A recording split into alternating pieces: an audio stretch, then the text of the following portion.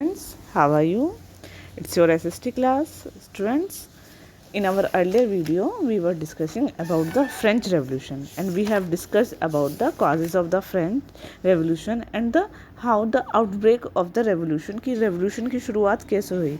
We have also discussed the constitution of 1791. बेटा हमने 1791 की कॉन्स्टिट्यूशन के बारे में भी डिस्कस किया था कि जिसमें किस तरीके से जो फ्रांस था वो कॉन्स्टिट्यूशन मोनार्क बना था, और जो वहाँ पर मैन थे अबाउट 25 ईयर एज, जिन उनको जो टैक्स पे कर सकते थे उनको एक्टिव सिटीजन का नाम दिया गया था. बाकी जो वुमेन्स थे या जो रिमेनिंग मैन थे उनको पैसिव से जो सिटीजन्स का नाम दिया गया था. कॉन्स्टिट्यूशन में कुछ राइट्स भी दिए गए थे जो नेचुरल राइट्स थे. तो जैसे right of the man and citizen उनको दिया गया था कि right such as the right of life, freedom speech, freedom opinion and the equality before law. इस तरीके के नेचुरल राइट्स जो है सभी लोगों को दिए गए थे. Now, today we will discuss about the French abolish monarchy and become republics. कि आज हम पढ़ेंगे कि किस तरीके से फ्रांस जो है वहाँ पर मोनार्की को एबॉलिश किया गया और किस तरीके से फ्रांस जो है उसको गणतंत्र, वहाँ पर रिपब्लिक यानी गणतंत्र की स्थापना की गई. किस तरीके से वो एक रिपब्लिकन जो है स्टेट्स बना. तो स्टार्ट करते हैं बेटा. Now we will start. The situation in French continue to the tense during the following years. Although Louis XVI and signed the constitution, he entered into secret negotiation with King of Persia.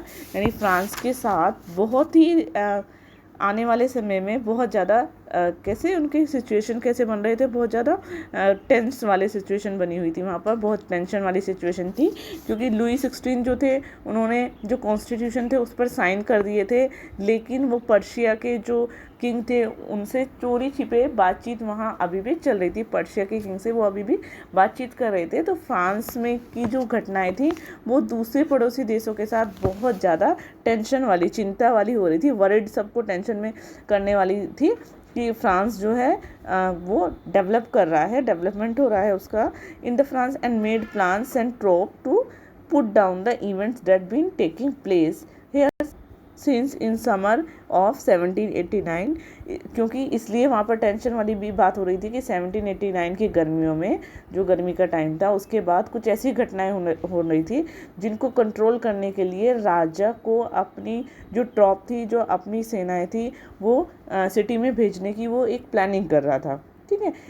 लेकिन क्या था, जब इस योजना को लागू किया गया तो 1792 अप्रैल में नेशनल असेंबली ने पर्शिया और ऑस्ट्रिया के खिलाफ जो है उनके खिलाफ क्या है युद्ध का एक प्रस्ताव जो है वो रखा, उसको पारित किया. और जितने भी टेरिटरीज थी, जितने भी प्रांत थे, प्रांतों से बहुत सारे हजारों लोग जो थे, जो सोशल वर्कर्स थे, वो सेना में भर्ती होने के लिए उनको इकट्ठा होने लगे थे. ठीक है. यानी जब इस तरीके की ये योजना बनाई गई, उसको लागू किया गया, तो पर्शिया के और ऑस्ट्रिया के खिलाफ जो है नेशनल असेंबली ने एक इस तरीके का उन्होंने वोटेड जो अप्रैल में 1792 में उन्होंने डिक्लेयर कर दिया था. तो वहाँ पर उनके खिलाफ उन्होंने कि एक प्रस्ताव पारित किया था, और उसकी वजह से सारे जो लोग थे वो सभी आर्मी में ज्वाइन होना चाहते थे. Province to join the army, जितने भी प्रोविंस के लोग थे.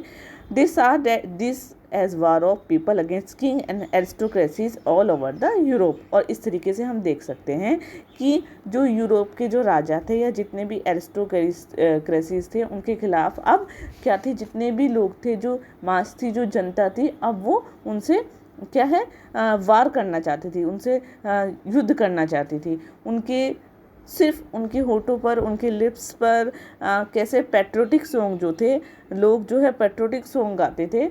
और उनमें जिनमें से जो पोएट थे रॉजर द लाइल, उनके द्वारा मार्सिले भी एक जो था मार्सिले क्या था, एक उनके द्वारा लिखा गया एक गीत था. ठीक है. उनके होठों पर भी देशभक्ति के बहुत सारे गीत थे. उनमें जो रॉजर डी लाइल जो थे उन्होंने एक वो लिखा मार्सिले. मार्सिले क्या था, ये गीत पहली बार मार्सिलेस के जो स्वयंसेविक जो लोग थे, जो वहाँ पर वॉलंटियर्स थे, उन वॉलंटियर्स ने पेरिस की तरफ जाते हुए गाया था, और इसीलिए इस गीत को मार्सिले का नाम मार्सिले हो गया। और मार्सिले क्या है? अब मार्सिले फ्रांस का नेशनल एंथम है। Clear students? यानी मार्सिले क्या था? ये मार्सिले रॉजर दी लाइल द्वारा लिखा गया था। और जब ये जो मार्सिलेस थी, वहाँ पर जो वॉलंटियर्स थे, जब वो जा रहे थे तो उन्होंने वहाँ पर इसको गाया, और इसीलिए इसका नाम मार्सिले भी हो गया। और अब ये जो फ्रांस है उसका नेशनल एंथम है। The revolutionaries wars brought loss and economic difficulties to the people. जितनी भी क्रांतिकारी वॉर हुए थे, उनसे जो जनता थी उसको बहुत सारा इकोनॉमिक डिफ़िकल्टीज़ को फेस करना पड़ा था। जो लोग थे, जो जेंट्स थे, मैन जो है मोर्चे पर चले जाते थे। ठीक है, मैन कहाँ चले जाते थे? फाइटिंग एट द फ्रंट पर लड़ने के लिए चले जाते थे। और वुमेन जो थी, वो उनके जाने के बाद अपने घर की सारी जिम्मेदारी किसके पास आ जाती थी? वुमेन के पास आ जाती थी। ठीक है, उनको अपने घर की लाइवलीहुड, लिविंग को देखना होता था। अर्निंग ऑफ द लिविंग उनके ऊपर थी। लुकिंग आफ्टर द फैमिलीज़ की देखभाल करना और अपनी जो लाइवलीहुड चलाना, ये सब वुमेन्स के ऊपर आ जाता था। जो बहुत बड़ा सेक्शन था, large section of the population were convent the revolution had carried further. बहुत बड़े देश के बहुत बड़े जनसंख्या के एक हिस्से को ऐसा लगता था कि अब जो रेवोल्यूशन के सिलसिले में आगे बढ़ने की बहुत ज़्यादा ज़रूरत है। यानी अब हम इस क्रांति को आगे ले जाना चाहिए, इस रेवोल्यूशन को और आगे लेके जाना चाहिए। As the constitution of 1791 gave political rights only to the richer section of the society, क्योंकि 1791 का जो कॉन्स्टिट्यूशन था उसमें सिर्फ जो अमीर लोग थे उन्हीं को पॉलिटिकल राइट्स मिले थे। और जो जितने भी पॉलिटिकल क्लब्स जो थे become an important release points for people. Political club जो थे वो वहाँ पर क्या थे, जो लोग थे वो पॉलिटिकल क्लब में अपना क्या है अड्डा बनाने लगे थे। और वो जितनी भी गवर्नमेंट की पॉलिसीज़ थी और अपनी जितनी भी योजनाएं थी वहाँ पर उनको वो आपस में डिस्कस करते थे। ठीक है, वहाँ पर वो सारी अपनी जितनी भी प्लानिंग्स थी उनको सब डिस्कस करते थे। Most successful of this club was that of the Jacobian club. और इनमें से सबसे ज़्यादा सक्सेसफुल, सबसे ज़्यादा फेमस क्लब कौन सा था? जैकोबियन क्लब था, जिसका नाम पेरिस के जो कॉन्वेंट ऑफ सेंट जैकब के नाम पर पड़ा था। ठीक है, convent of saint Jacob in Paris, उनके नाम पर इसका नाम पड़ा था। वुमेन भी जो थी, अब वुमेन भी इन ये जो सारी सिचुएशन चल रही थी, वुमेन भी इसमें बहुत ज़्यादा एक्टिव थी अब। ठीक है, और यानी जो जेकब थे उनके नाम पे पड़ा। और अब ये एक पॉलिटिकल पूरा जो है समूह बन गया था। अब वुमेन ने भी इसमें पार्टिसिपेट करना शुरू कर दिया। वुमेन्स ने भी अपने क्लब बनाने शुरू कर दिए थे, और जो है वो भी जैकोबियन क्लब की तरह ही अपने अपने क्लब बनाने लगे थे। Member of the Jacobian club belong mainly to less prosperous section of the society. अब जैकोबियन क्लब के जो लोग थे वो कौन थे बेटा? वो थे जो बहुत ही गरीब, यानी कम प्रॉस्पेरियस थे। गरीब जिसको हम कह सकते हैं, जैसे छोटे छोटे दुकानदार, जूता बनाने वाले, पेस्ट्री बनाने वाले, घड़ी या छपाई करने वाले, नौकर, या जो डेली जो मजदूर होते थे, लेबर्स जो होते थे, डेली वेजेस वर्कर जो होते थे, वो इसमें थे जैकोबियन क्लब्स में। There leader was Maximilien Robespierre. और जैकोबियन क्लब के लीडर का क्या नाम था? मैक्सिमिलियन रोबेस्पियर था। और जैकोबियन के एक बहुत बड़ा जो उनका पार्ट था, वहाँ पर क्या था, जितने काम करने वाले जो लोग थे, लार्ज ग्रुप अमंग जैकोबियन उन्होंने डिसाइड किया to start wearing long strip trousers similar to those worn by dock workers. यानी जैकोबियन के एक बहुत बड़े ग्रुप ने डिसाइड किया था कि जैसे डॉक वर्कर्स जो होते हैं वो उनकी तरह ही बहुत ही लंबी जो है लॉन्ग स्ट्रिप वाली ट्राउजर्स पहनना शुरू करेंगे, जैसे कि डॉक वर्कर्स पहनते हैं। This was to set themselves apart from fashionable section of society. वो ये दिखाना चाहते थे कि ऐसा उन्होंने समाज के फैशनेबल जो सोसाइटी है, विशेष मतलब उनकी जो मेन जो रुचि थी वो घुटनों तक पहने जाने वाले ब्रीचेस, ब्रीचेस क्या होते थे बेटा, घुटनों तक पहनने वाली एक ड्रेस थी जो कि नोबल लोग पहनते थे, ठीक है, स्पेशली नोबल्स जो थे वो वर नी ब्रीचेस, तो उस तरह की ड्रेस वो पहनना चाहते थे। ब्रीचेस पहनने वाले जितने भी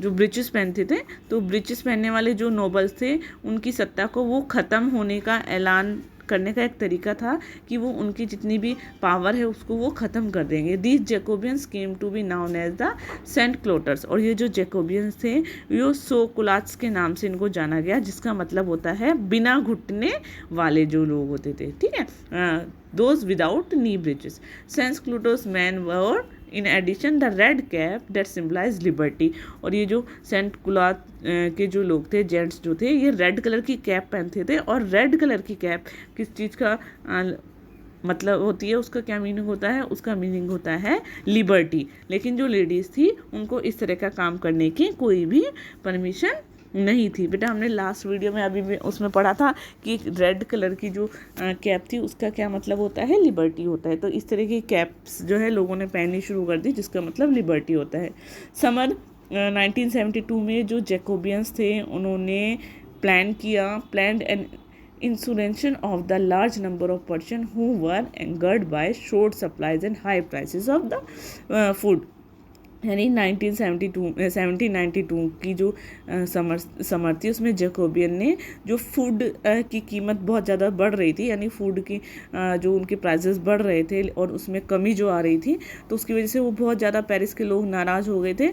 तो उनको लेकर उन्होंने क्या करने की एक बहुत ही प्लान किया कि वो एक रिवोल्ट कर देंगे, ठीक है, विद्रोह कर देंगे उनके खिलाफ। ऑन द मॉर्निंग ऑफ अगस्त 10 अगस्त की जो मॉर्निंग थी तो उसमें उन्होंने ट्यूलेरिए के महल पर वहाँ पर अटैक कर दिया, ठीक है, ट्यूलेरिए का जो महल था वहाँ पर उन्होंने उसको वहाँ पर अटैक कर दिया और राजा के जितने भी गार्ड थे उनको मार दिया, और खुद राजा को काफ़ी टाइम तक उन्होंने बहुत लंबे समय तक उनको बंधक बना के रखा, ठीक है, उसको क्या कर लिया, उसको अपने कंट्रोल में कर लिया। Later the assembly voted to imprison the royal family, और उसके बाद जो असेंबली थी, असेंबली ने जो रॉयल फैमिली को कहाँ पर, प्रिजन में, जेल में डाल दिया, और उन्होंने ये कि जेल में डालने का प्रस्ताव रखा। इलेक्शन वर हेल्ड, इलेक्शन कराए गए, और 20 ईयर से ज़्यादा उम्र वाले लोगों को जो थे उनको, चाहे वो मैन हो चाहे उनके पास पैसा हो या नहीं हो, उन सभी को वोट देने का अधिकार दिया गया, ठीक है, यानी अब उनको वोटिंग राइट दे दिया गया।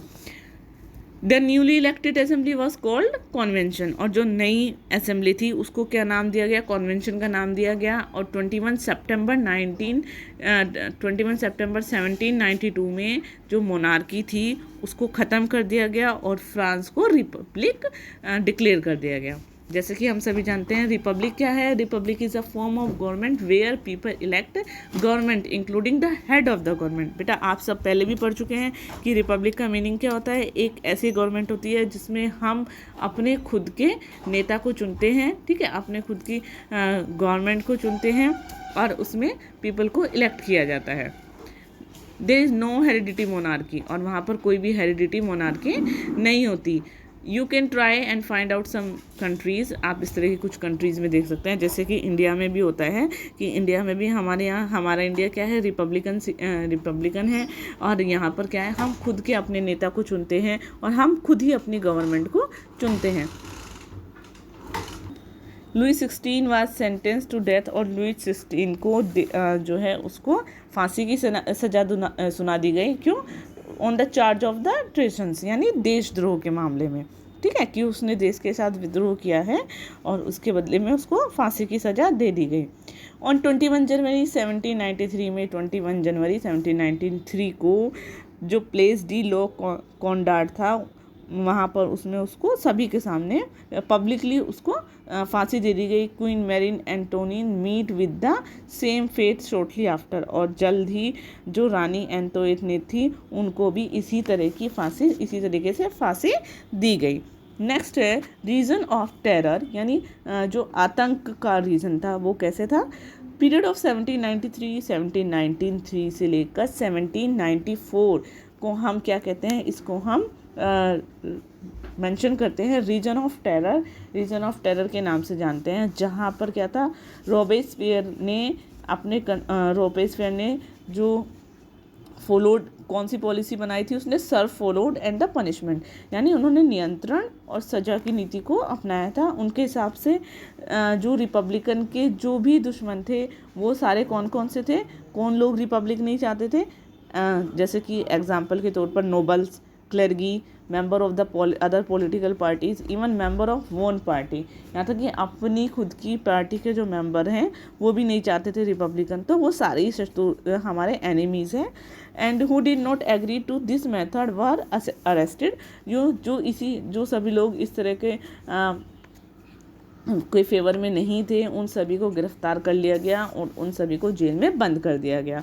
और जितने भी रेवोल्यूशनरीज थे उन सभी को कोर्ट के द्वारा उनके ऊपर क्या चलाया गया, मुकदमा चला गया, ठीक है, यानी उन सभी गिल्टीज के ऊपर मुकदमा चला गया।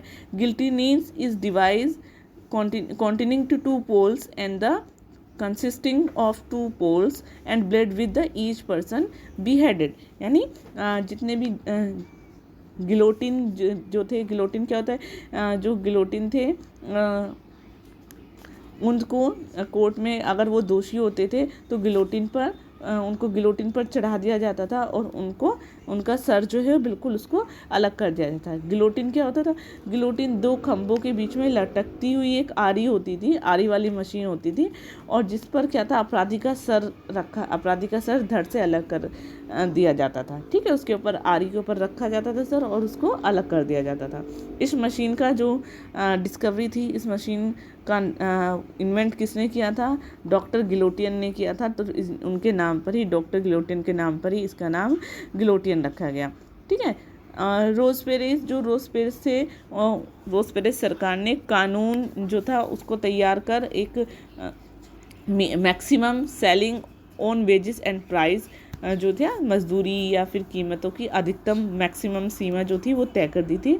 और जितने भी मीट और ब्रेड जो थे उनकी क्या करती थी, राशनिंग कर दी थी, राशन के तौर पर उनको दिया जाता था। Peasants were forced to transport their grain to the cities and sell it at price fix by the government. जो पीजेंट्स होते थे वो अपनी जो गेंस थे, अपने जो अनाज थे, उनको शहर में ले जाकर वहाँ पर जो प्राइजेस गवर्नमेंट के द्वारा फिक्स किए जाते थे वो उन पर उन प्राइजेस पर अपने सामान को बेचने के लिए उनको क्या किया जाता, उनको फोर्स किया गया। और इसके बाद जो महंगे जो सफ़ेद आटे का यूज़ पर बिल्कुल रोक लगा दी गई। जो अच्छा यूज़ ऑफ मोर एक्सपेंसिव, ज़्यादा अच्छा एक्सपेंसिव वाइट फ्रूट था उसके ऊपर क्या कहते हैं, बैन लगा दिया गया। और all citizen were required to eat the plain eat delight, और जितने भी सिटीजन थे उनको साबुत गेहूं से बना और उनकी बराबरी का प्रतीक माने जाने वाली एक जैसी रोटी खाने वाला उनके लिए कंपलसरी कर दिया गया था। यानी बेटा अब जो रोस्पेयर गवर्नमेंट थी उसने कुछ चीज़ों को फिक्स कर दिया था, जैसे कि जो डेली वेजेस थे या जो उनको मैक्सिमम उनकी जो कीमत थी वो तय करती थी। मीट और ब्रेड खाने पर उन्होंने बिल्कुल उनको राशनिंग की उनकी सुविधाएं कर दी थी। और जो पीजेंट्स थे उनके लिए उन्होंने एक फ़िक्स प्राइस कर दिया था, जिससे कि वो अपने सामान को, अपने अनाज को एक फ़िक्स प्राइस पर बेच सकते थे। सभी के लिए जो महंगे वाला जो वाइट मील था, वाइट आटा जो था, उसको यूज़ पर उन्होंने बिल्कुल उसको बैन कर दिया था, यानी उसको यूज़ पर उसको मना कर दिया था। जितने भी सिटीजन थे उनके लिए जो प्लेन्ड इग्लाइट, यानी जिसको हम ये कहते हैं कि जो क्या था, इक्वलिटी ब्रेड जो थी उसको, और गोल्फ मेड ऑफ वोलिट जो कि साबुत अनाज से बनी होती थी, वो बिल्कुल उसको खाना सबके लिए कंपलसरी कर दिया था। और आम जो उनकी बोलचाल वाली भाषा थी, equality was also sought in the practice through form speech and dress, यानी आम बोलचाल और जो स्पीच उनको एड्रेस करने वाली जो भाषा थी उसमें क्या था, समानता, एक जैसी समानता लाने की कोशिश की गई, ठीक है। लेकिन जो मॉन्ग्यूर जो थे, मॉन्ग्यूर उसका मतलब क्या होता था, सर, और मैडेन जो था उसको मैडम के बदले में अब इन सभी फ्रांसीसी जो मैन थे और वुमेन्स थे उनको सितोयेन या सितोयीन ठीक है, नागरिक या नागरिक जो है उस नाम से उनको अब एड्रेस किया जाने लगा, उनको उस नाम से बुलाया जाए, यानी सर और मैडम की जगह अब सितोयेन और सितोयीन के नाम से उनको बुलाया जाने लगा। चर्च को ख़त्म कर दिया गया और उनके जितने भी चर्च थे उनको बिल्कुल बंद कर दिया गया और उनकी जो बिल्डिंग्स थी उनको कन्वर्ट कर दिया गया बैरिकेड्स ऑफ ऑफिसेज, यानी उनको बैरक या फिर ऑफिस बना दिया गया। रोबेस्पियर ने अपनी जो रोबेस्पियर परस्यूड हिज पॉलिसीज़, अपनी पॉलिसीज़ को उन्होंने इतनी शक्ति से लागू किया कि उनके समर्थक जो थे, उनके जो फेवर जो थे वो भी अब क्या करने लगे थे, उनके सपोर्टर भी डिमांड करने थे मॉडरेशन की, मतलब वो भी अब मॉडरेशन चाहते थे। Finally he was converted by the court in July 1794 और जुलाई 1794 में कोर्ट ने उनको दोषी करार दिया गया, कॉन्वेंटिक जो है दोषी बोल दिया गया और उनको अरेस्ट कर लिया गया और नेक्स्ट डे अगले दिन उनको भी गिलोटियन पर चढ़ा दिया गया, यानी उनको भी जो है मौत की सज़ा दे दी गई। नेक्स्ट है बेटा आ डायरेक्टरी रूल्स फ्रांस। जो फ्रांस थी, फ्रांस में किस तरीके से जो डायरेक्टरी रूल्स था उसके बारे में बात करेंगे हम फ्रांस के। The fall of Jacobin government allowed wealthier middle classes to seize power. अब क्या था, जब जैकोबियन गवर्नमेंट का पतन हो गया था तो उसके बाद जो मिडिल क्लास के जो लोग थे उनके पास सारी पावर आ गई थी। अब नया जो कॉन्स्टिट्यूशन था उसके अनुसार जितने भी जो लोग थे जिनके पास प्रॉपर्टी नहीं थी उनको भी वोट देने के अधिकार से अलग रखा गया था। ठीक है, इस संविधान में दो तरह की, मतलब two a new constitution was introduced which denied the vote to non property section. It provided for two elected legislative council. इसने 2 लेजिस्लेटिव काउंसिल को प्रोवाइड कराया। These then appointed a directory and executive made by 5 member. अब इसमें क्या था कि ये जो डायरेक्टरी थी, इन परिषद में 5 सदस्य वाली एक एग्जीक्यूटिव थी, ठीक है, जो 5 मेंबर से बनी होती थी, जिसका नाम क्या था, जिसको डायरेक्टरी कहा गया था, उसको अपॉइंट किया गया। This was the mean as safeguard against concentration of power in one man executive under the Jacobin. और इसका ये जो डायरेक्टरी बनाई गई थी, इसका मतलब क्या था, इसके अनुसार जो मिडिल जो लोग थे इसके माध्यम से जो क्या करना था, जैकोबियन के जो शासन था, जैकोबियन के शासन वाली एक उसमें क्या था, जो जैकोबियन के शासन में क्या था, एक ही व्यक्ति के पास सारे जो थी एग्जीक्यूटिव होती थी, सारा काम वही करते थे, तो उस तरीके से बचाने की कोशिश की गई थी, यानी पावर जो है वो सिर्फ एक ही व्यक्ति के हाथ में ना आ जाए, तो उसको पावर को बचाने की कोशिश की गई थी। ठीक है, यानी वन मैन एग्जीक्यूटिव ऐसा ना रहे। However, the directors often clashed with the legislative council, who then sought to dismiss them. और क्या होता था, जब डायरेक्टर में आपस में झगड़ा हो जाता था लेजिस्लेटिव काउंसिल से, अगर किसी भी डायरेक्टर का झगड़ा होता था लेजिस्लेटिव काउंसिल से, तो उनको जो काउंसिल से उनको हटा दिया जाता था, ठीक है, उसको डिसमिस कर दिया जाता था। और जो political stability of directory powered the way of the rise of the military dictator Napoleon Bonaparte. और ये जो डायरेक्टरीज में जो पॉलिटिकल रूप से इनस्टेबिलिटी थी, यानी डायरेक्टरी में जो पॉलिटिकल रूप से आपस में जो लड़ाइयाँ होती रहती थी, उससे क्या हुआ, नेपोलियन बोनापार्ट जो था, जो कि मिलिट्री डिक्टेटर था, उसको आने का एक रास्ता बन गया था, यानी अब मिलिट्री डिक्टेटरशिप आने का एक रास्ता बिल्कुल क्लियर हो गया था। तो ऑल दिस चेंजेस, इन सभी changes in the form of government, the ideal of freedom, equality before law in and of fraternity remaining inspiring ideal motivated political movement in France and rest of the during the following century. यानी ये जो सरकार थी, इस